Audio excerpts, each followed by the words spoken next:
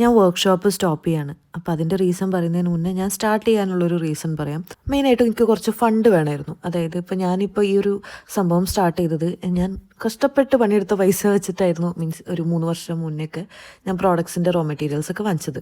അപ്പോൾ ഇതൊരു main stream ആയിട്ട് ചെയ്യാൻ പറ്റും അങ്ങനെയൊന്നും ഞാൻ വിചാരിച്ചിട്ടുണ്ടായിരുന്നില്ല. അപ്പോൾ അതിൻ്റെ ഓരോ സ്റ്റെപ്പ് പ്രോഡക്റ്റ് ടെസ്റ്റിങ്ങിന് കൊടുക്കുകയാണെങ്കിലും എല്ലാത്തിനും അതിന് നല്ല ചിലവുള്ള കാര്യമാണ്, മെഷീൻ വാങ്ങാനൊക്കെ ആണെങ്കിലും. അപ്പോൾ അതിന് വേണ്ടിയിട്ടായിരുന്നു ഞാൻ വർക്ക്ഷോപ്പ് കണ്ടക്ട് ചെയ്യുന്നത്. അതുപോലെ തന്നെ വേറെ ബ്രാൻഡിനൊക്കെ ഫോമുല ചെയ്ത് കൊടുത്തിരുന്നത്. ഇനി നിർത്താനുള്ള റീസൺ എന്ന് പറഞ്ഞാൽ ഓൾമോസ്റ്റ് 200-ന് മേലെ ആൾക്കാർക്ക് നമ്മൾ ഓൾറെഡി വർക്ക്ഷോപ്പ് കണ്ടക്ട് ചെയ്തു.